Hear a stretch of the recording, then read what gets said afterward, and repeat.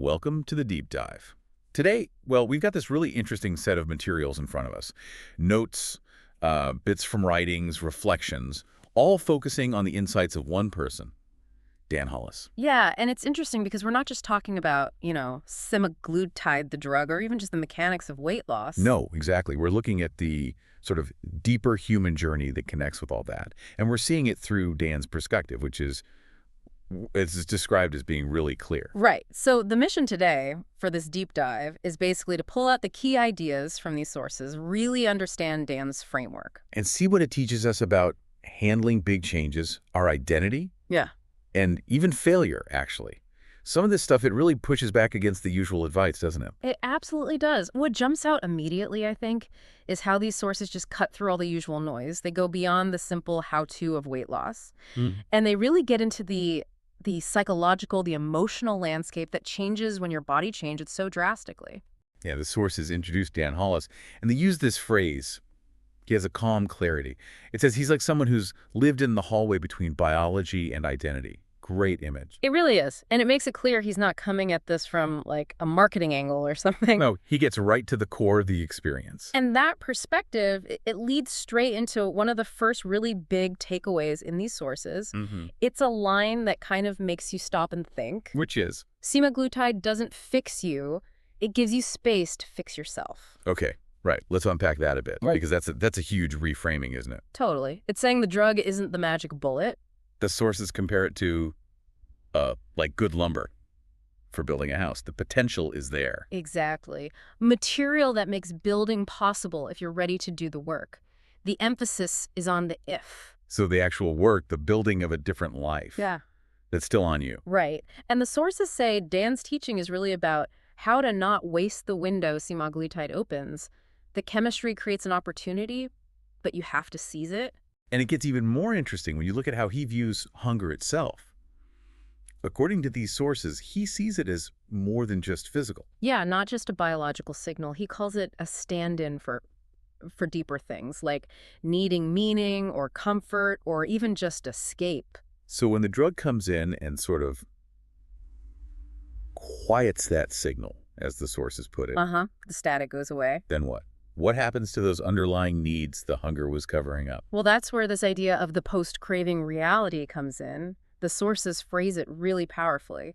When the cravings stop, the truth begins. You'd think taking away the constant food noise would just be freeing, easier. And it is, in some ways, but the sources point out this really surprising effect. People can actually feel grief or become disoriented. Which seems counterintuitive, right? But why does that happen? The sources explain it really well. For so many people, food was the plan. It gave structure, it was the rhythm of the day, it was the escape hatch. Ah, okay. So when that main coping strategy, or just the main organizing principle of your life, suddenly vanishes, Yeah. it leaves a huge void. It's a profound loss, yeah. It's not just about eating less, it's about losing a whole framework for how you navigated things. So if you have this quiet space, this post-craving reality, but it can lead to feeling lost because the old ways are gone, what fills that void? And this is where Dan's approach really pivots, according to the sources. It shifts entirely to the need for support. His whole framework is described as being wrapped in community. Right. Support becomes absolutely central. There's a quote in here from Dan that, wow, it really hits hard. Which one? Most people don't fail because the medication doesn't work. They fail because they were alone. Yeah, that completely reframes failure, doesn't it? It takes it away from being about individual willpower. And makes it about isolation, a lack of support. The real challenge isn't just the weight, it's handling that identity shift when, like the sources say, the old self is gone, but no one told you how to be someone new. Exactly. And there's another line that nails this. Your body changes faster than your identity. Oof, yeah. That gap, that lag between the physical change and your internal sense of self, that's the tricky part. That's where things get shaky. So what's Dan's solution for bridging that gap? The sources talk about this concept he calls scaffolding. And it's crucial to understand this isn't just, positive affirmations or an accountability partner. It's described as something much more structural. Yeah, actual neurobiological replacement structures. Things like rituals, rhythm, routines. The lattice, they call right. it. The structure that holds you up when the chemistry wobbles. It's fascinating terminology. It really is. And the sources are crystal clear. Support isn't optional. It's neurobiological scaffolding, Not just nice to have, but essential, like the literal framework of a building. which just widens the whole lens, doesn't it? Yeah. The sources end up calling this a human architecture story, not just about weight. Right. The goal becomes helping people rebuild their sense of agency, find new meaning, and sort of relearn momentum in this new reality. And that naturally changes how you even define success in this whole process. Totally. The sources quote Dan, "This journey isn't about eating less. It's about living more." That feels like the core shift. Right. The goal, the win condition isn't just the number on the scale anymore. No, it's whether or not someone feels alive enough to stop measuring everything by food. It's about getting your mental real estate back for life. And that leads us to maybe the most, well, the sources call it the most sobering and empowering line in all this material. Which is, Weight loss is biology. Staying there is narrative. wow. Okay, staying there is narrative. Let's just let that sink in for a second. Because the sources explain the implication. People often regain weight not just because of biology, although that's part of it, Right. but because they never rewrite their story. They go quiet. And silence, in this context, leads back to the old ways. Yep. Eventually they go back. So Dan's work, as these sources lay it out, is fundamentally about stopping that silence from turning into a relapse. Oh. By consciously, actively filling the space semaglutide gives you. Filling it with structure, community, identity, purpose, and time. Allowing time for that new narrative to form. It's not aiming for perfection then. Not at all. It's about building a framework so the next chapter feels intentional. Written, as the sources say, not improvised in a panic. Okay, so how does he help people write that news story? What's his method? The sources keep coming back to how he approaches the conversation itself. Yeah, he slows things down. He doesn't jump in with answers. He seems comfortable just sitting in the tension, you know? And he asks these really penetrating questions. The sources give examples. Like, Like, what happens when your body stops screaming for food, but your soul still wants something to chew on? oof, yeah, powerful. Or digging even deeper, what if the weight wasn't just physical, but historical, emotional, familial? That connects to so much more than just diet. Right. And the one that really reframes the medication itself, what if semaglutide is less of a prescription and more of a pause button? A pause button, giving you a chance to reassess everything. Asking those kinds of questions, it links back to that idea that maybe weight regain isn't just about losing control. But maybe, as the sources hint, it's because people never felt safe enough to live without the weight.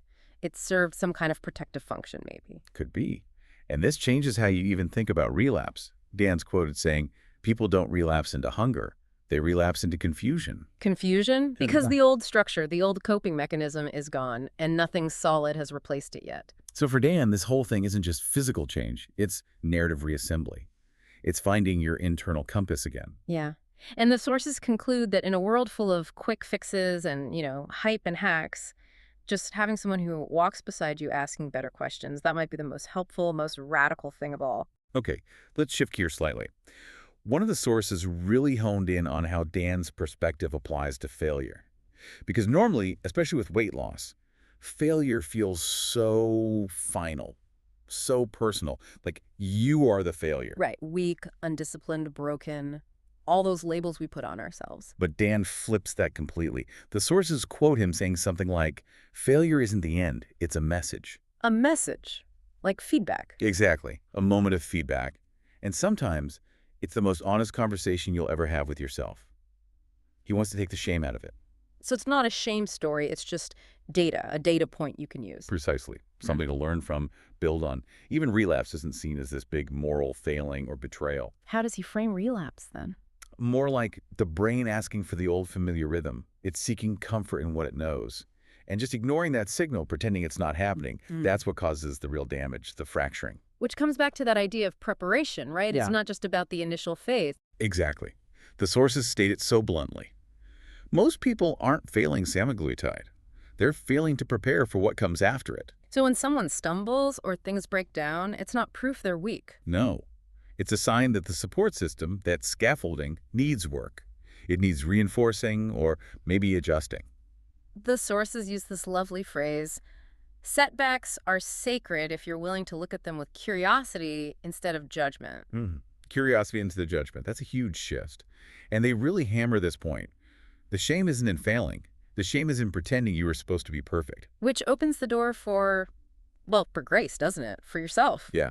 The sources talk about responding to a stumble by reaching for a better tool instead of reaching for blame. So instead of beating yourself up, you ask, what needs to change? Right. He teaches people to ask, what story am I telling myself about this failure? And is that story helping me become who I want to be? That question alone, wow, that changes everything. It really does. This whole way of looking at it, as laid out in these sources, it's not just about weight loss setbacks. It's about any time you stumble in life. It teaches you, as they say, how to fail forward. And that might be the deepest transformation offered here, learning to fail forward. So, okay, we've done this deep dive into Dan Hollis's ideas pulled from these different sources. Seeing semaglutide as creating space, not being the fix itself. Understanding that hunger can be a stand-in for deeper needs, and that quietening it can be unexpectedly disorienting. Realizing that support, that scaffolding and community isn't optional, it's fundamental, almost neurobiological. Redefining success as living more, not just eating less. Recognizing that staying changed is about rewriting your narrative. And maybe the biggest piece, reframing failure completely. Seeing it not as shame, but as feedback, as data. Yeah, his whole approach, based on what we've read, seems less focused on the scale and much more on, well, on rebuilding your internal world, your identity, finding that compass again. So drawing all that together from the sources, here's something for you, the listener, to maybe just sit with for a bit. Okay. If lasting change, staying there, really is about rewriting your story, what part of the story you tell yourself right now about you, about your past? What part might be quietly pulling you back towards old habits, old rhythms? And following on from that, what specific new scaffolding, maybe a new routine, a new connection, a different way of thinking could you start building, even today, to help you write that next chapter just a little differently?